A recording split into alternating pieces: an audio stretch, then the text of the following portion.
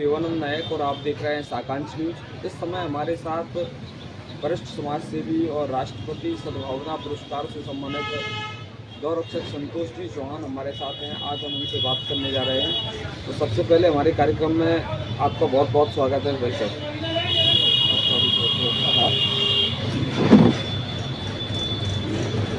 जैसा कि आपको लंबे समय से देखा गया है कि आप गौ सेवा के क्षेत्र में बहुत ही महत्वपूर्ण काम करते आए हैं, तो इस कार्य को करने की प्रेरणा कहाँ से मिली आपको? देखिए, मुझे एक अच्छे संत का सानिध्य सौभाग्य से प्राप्त हुआ। Doctor S.M. सुब्बाराव, जो प्रख्यात गांधीवादी विचारक रहे और अवतारी पुरुष जिन्हें कहा जा सकता है। उन्होंने बहुत देश में काम किया, समाज के हित के लिए, राष्ट्र हित के लिए। उनका सानिध्य मुझे प्राप्त हुआ।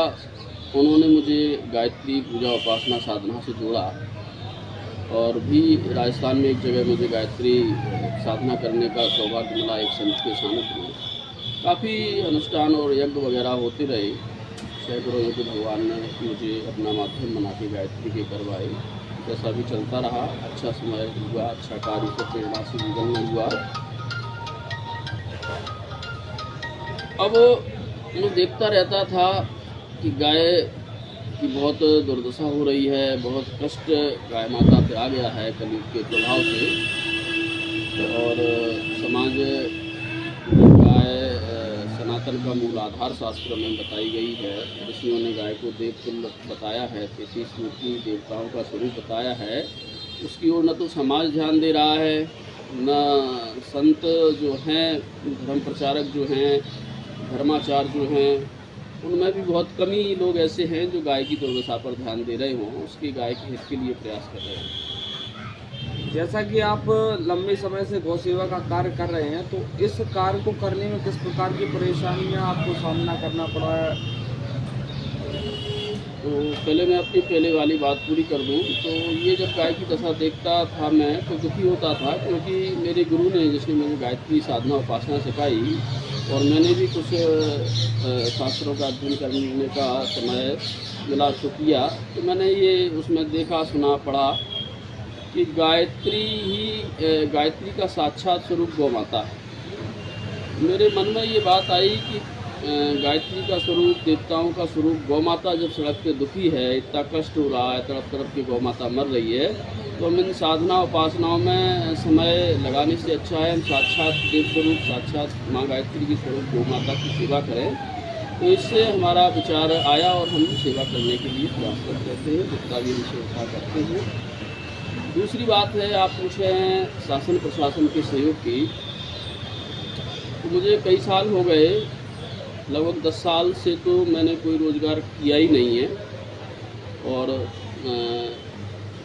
गौ सेवा के अलावा दूसरा मेरा कोई भी काम भी नहीं है।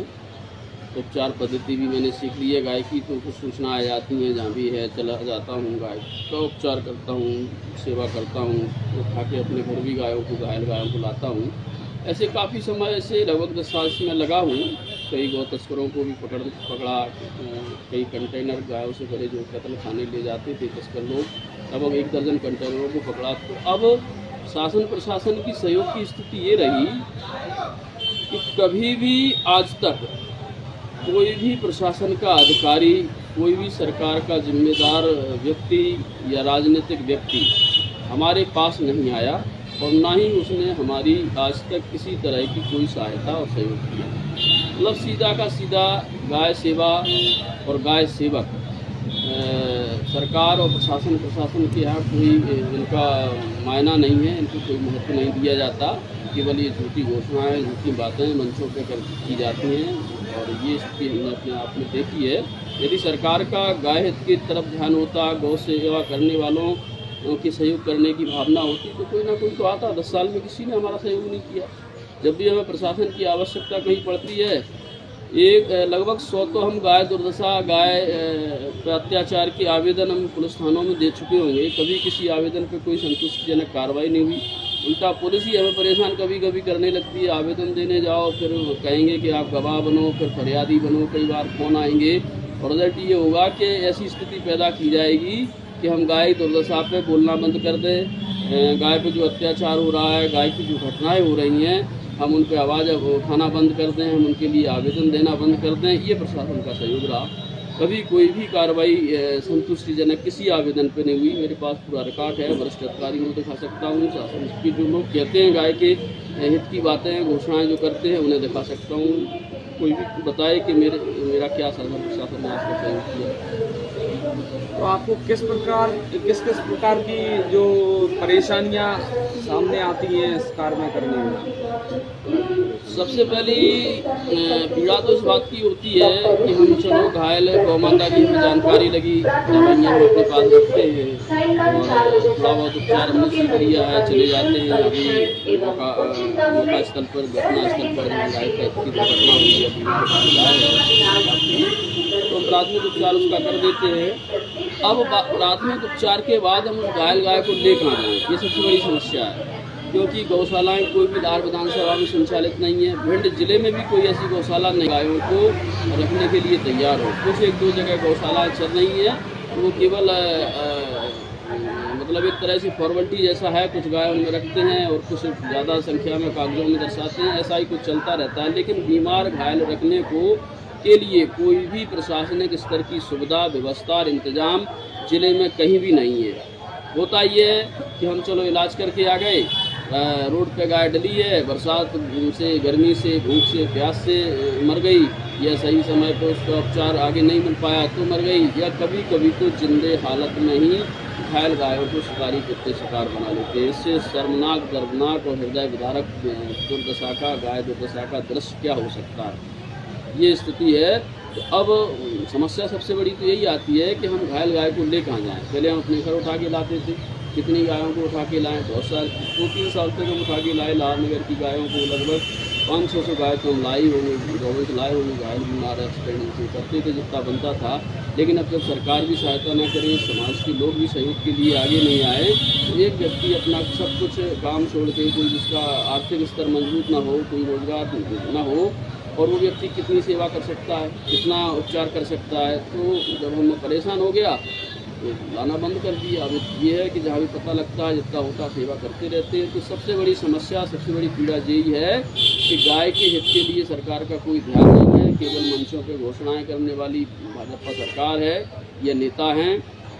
गौशालाएँ बंद हैं, गाय की बहुत बुरी दुर्गति, दुर्दशा हो रही है, सभी लोग देख रहे हैं। अधिकारी भी देखते हैं, कौन अधिकारी नहीं देखता कि पूरी रोडें गायों से भरी हैं, आए दिन एक्सीडेंट हो रहे हैं, लोगों को भी खतरा है और गाय भी कुचल के मर रही हैं। तो अब ये सब जानबूझ के अधिकारी देख रहे हैं, शासन प्रशासन नेताओं के लोग देख रहे हैं और उसके बाद नहीं कर रहे, तो अब उनके आगे कहने से भी क्या होता है। हमने मुख्यमंत्री महोदय को भी आवेदन दिया, हमने कई आंदोलन भी इस विषय पर लेके किए कि गौशालाओं को संचालित किया जाए, गायों के संरक्षण संवर्धन के लिए कुछ योजनाएं धरातल पर चलाई जाएं। लेकिन सरकार गाय के हित के लिए बजट खर्च करना एक अनावश्यक कार्य समझती है, ऐसा मैंने अभी तक महसूस किया। और ना ही गाय के हित के लिए सरकार कुछ करना चाहती है, और जो कर रहे हैं ज़मीनी स्तर पे उनको भी सरकार नहीं करने देना चाहती, क्योंकि सरकार चाहती है गाय समस्या, गौ तस्करी जैसे मामले कोई ना उठाए, गाय के दुर्दशा के मामलों की आवाज़ ना उठे, ये बात दबी रहे। तो ये सरकार का एक असली स्वरूप है गाय हित की बात करने वाली भाजपा सरकार, क्योंकि मैंने महसूस किया और मैंने प्रैक्टिकली देखा।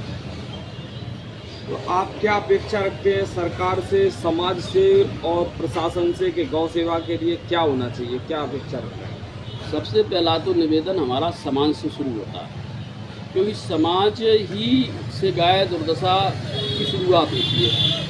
समाज धर्म को मानता है, समाज देवताओं को मानता है, मंदिरों पे जाता है, पूजा अर्चना करते हैं। समाज के लोग बड़ी बड़ी भागवतों का आयोजन करवाते हैं, बड़े बड़े धार्मिक कार्यक्रमों का आयोजन करवाते हैं, लाखों करोड़ों खर्च करते हैं। तो समाज में आस्था तो है, धर्म के प्रति, देवताओं के प्रति श्रद्धा तो है, लेकिन वो ये भी जानते हैं कि 33 कोटि देवताओं का स्वरूप गाय माता भी है। गाय माता साक्षात देवताओं का स्वरूप है, और उस गाय माता को ही वही समाज के लोग जो लाखों रुपए भागवतों में खर्च कर देंगे, लाखों रुपयों के अनुष्ठान करवाएंगे, मंदिरों पे पूजा पाठ करने जाएंगे, और वही समाज के लोग थोड़े से चारा भूसा खिलाने के पैसे बचाने के लिए गाय को, पालतू गाय को घर से बाहर करने वाले। अब उन्हें ये एहसास नहीं है कि हम मंदिर में पूजा करने जा रहे हैं, भागवतों में खर्च कर रहे हैं, तमाम धार्मिक अनुष्ठानों में खर्च कर रहे हैं, और हम गाय को यदि डंडे मार के निकाल देते हैं, 1000, 2000, 5000 का गाय खा जाएगी, एक्स्ट्रा यदि वो दूध भी नहीं देती उसके बाद भी, तो इतने से कम खर्चे के लिए, इतने से उसके लिए हम इतना बड़ा अपराध ले रहे हैं कि हमारे द्वारा छोड़ी गई गाय रोड पे जाएगी, पॉलीथीन खाएगी, वाहन दुर्घटना का शिकार होगी, वो प्यास से मरेगी, तो वो हत्या का पाप किसको लगेगा? गोपालक को लगेगा जिसने गाय को छोड़ा। तो इतना बड़ा अधर्म व्यक्ति कर रहा है, तो इसका उसे एहसास होना चाहिए कि इस हत्या के महापाप से बचो। और फिर तुम कितना भी पूजा पाठ कर लो, कितनी भी साधना उपासना अनुष्ठान कर लो, भागवतें करवा लो, तुमने देव स्वरूप गाय को घर से बाहर मरने के लिए निकाल दिया, गाय तड़प तड़प के मर गई, और तुम फिर कहो कि हमारे अनुष्ठान से भगवान प्रसन्न हो जाए, हमारे भागवतों से देवता प्रसन्न हो जाए, तो उन्हें ऐसे लोगों को मैं तो मानता हूँ कोई पुण्य नहीं मिलने वाला, उल्टा इन्हें गाय हत्या का दोष और लगेगा। तो सबसे पहले तो गौपालकों से मेरा निवेदन है कि आप में सामर्थ्यता नहीं है तो आप गाय को मत पालिए, और यदि आप समर्थ हो तो पालतू गाय को कभी भी मरने के लिए अपने घर से बाहर मत निकालिए। तो ये समस्या का पहला कारण है, यहीं से समस्या शुरू होती है।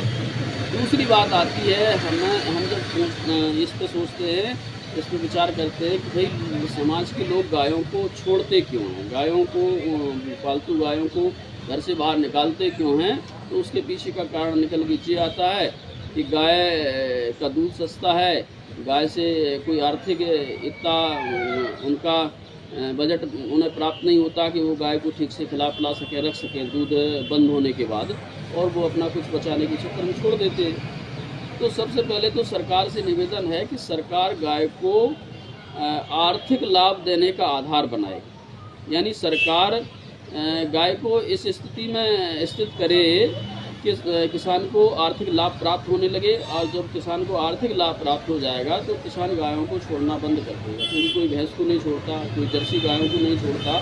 तो ऐसे ही अब ये गाय एक तरह से बोझ बन जाती है दूध बंद होने के बाद। दूध बंद जिस गाय का हो जाता है वो किसान के लिए बोझ बन गई, क्योंकि उसको फिर अपना घर से ही खर्च करके उसको चारा भूसा खिलाना है। तो ये भी एक स्थिति है, लेकिन फिर भी मैं समाज से कहूँगा कि इसका भी एक सदान विकल्प है। यदि सरकार भी आपका कोई इस तरह से कोई निर्णय नहीं ले रही, गाय को आर्थिक लाभ का आधार नहीं बना रही, तब भी आपको पालतू गाय को नहीं छोड़ना चाहिए, क्योंकि बहुत सारे खर्चे हम ऐसे कर देते हैं एक वर्ष में, हम उन खर्चों में कटौती कर दें, हम तमाम अनावश्यक खर्चे हैं उनमें कटौती कर दें। हम तो ये कहते हैं एक बार कोई धार्मिक कार्यक्रम भी कम करवाना पड़े तो आप कम करवा दो, लेकिन उस खर्चे को आप गाय के हित में लगा दो। वही साक्षात देवता है, वही सबसे बड़ी पूजा है, वही सबसे बड़ी उपासना है। ये हमारा समाज से निवेदन है। सरकार को अगर कोई सुझाव देना चाहते हैं तो क्या सुझाव देंगे? सरकार को सुझाव ये है कि गाय माता इस देश में कभी किसी पे बोझ नहीं रही है। गाय तो सबको देने वाली है, गाय तो सबका कल्याण करने वाली है। सरकार गाय की उपयोगिता, सरकार गाय की महत्वता को नहीं समझ रही। गाय किसी का नहीं खाती है, ना उसको खाने की किसी की ज़रूरत है, ना उसको किसी की सहायता की ज़रूरत है।